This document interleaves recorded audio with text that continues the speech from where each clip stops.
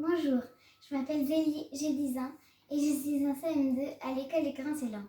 Le livre que je vais vous lire s'appelle L'île des disparus, la fille de l'eau et les auteurs sont Camilla et Viv Castens qui sont des Suédoises et ce roman a été traduit par Marina Eid. Les personnages principaux sont Tuva, l'héroïne, Ava, sa mère, accompagnée de Iris, sa collègue. Le résumé de ce livre est que Tuva et sa famille vivent dans un archipel et les gens disparaissent en mer sans laisser de traces. Elle commence à enquêter lorsqu'un de ses camarades de classe disparaît à son tour. Elle découvre que ce sont des serpents de mer qui attrapent leur proie pour les dévorer au fond de l'eau, le plus souvent la nuit. Ne voyant pas Iris et sa mère rentrer du travail, elle part à leur recherche. Le voilà, je vois le bateau d'Iris. La collègue de maman l'a déjà conduite à de nombreuses reprises. Je reconnais l'embarcation de loin. Elle flotte, mais il fait trop noir pour que je puisse voir si quelqu'un est encore à bord. Le temps s'arrête. J'appelle de nouveau. Maman!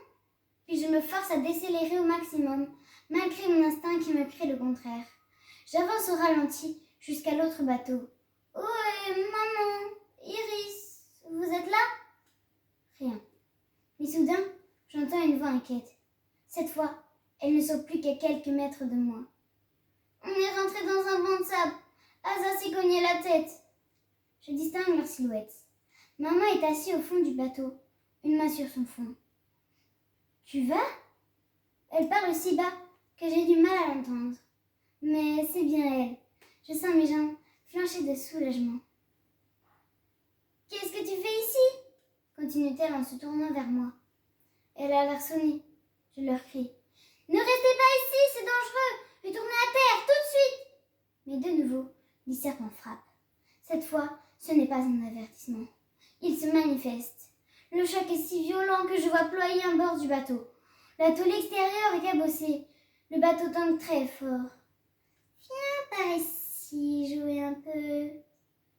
Qu'est-ce que c'était? S'écrie Iris. Elle semble terrorisée et je crois apercevoir un éclat de frayeur dans les pupilles de maman, même si je ne peux pas les distinguer dans la nuit. Partons d'ici immédiatement, s'il vous plaît, faites ce que je vous dis. La couche du nuage se déchire, soudain, découvrant une demi-lune. La lumière blanche fait apparaître Iris, debout dans le bateau, ombre menue tournée vers moi. Mon temps est trop précieux pour me préoccuper d'elle. Je n'ai Dieu que pour maman, et je vois qu'elle commence enfin à saisir le danger. Je t'aime, maman, je hurle. Partez d'ici! Mais quelque chose de noir et luisant émerge peu à peu, si énorme que mon estomac se retourne. Partez, partez! L'eau s'agite bruyamment à l'endroit précis où se trouve maman, et Iris pousse un petit cri. Quelque chose roule à fleur d'eau, dangereusement près de la poupe. Le moteur roquette enfin, et le bateau s'éloigne en rebondissant sur les vagues, disparaissant vers l'île la plus proche. Me voilà seule, sur une minable construction de tôle, ridiculement fragile. Depuis le début, c'est là que je me dirigeais. Je le sais à présent. Ils ne pourchasseront plus maman et sa collègue. Ils n'auront plus besoin de les poursuivre, puisque je suis ici. Tout à fait calme, je lâche le volant, ôte mes bottes, dans le même élan, mon pull et mon pantalon. J'ai la chair de poule, on est presque en novembre, l'hiver n'est pas loin. J'aurais aimé voir la première neige.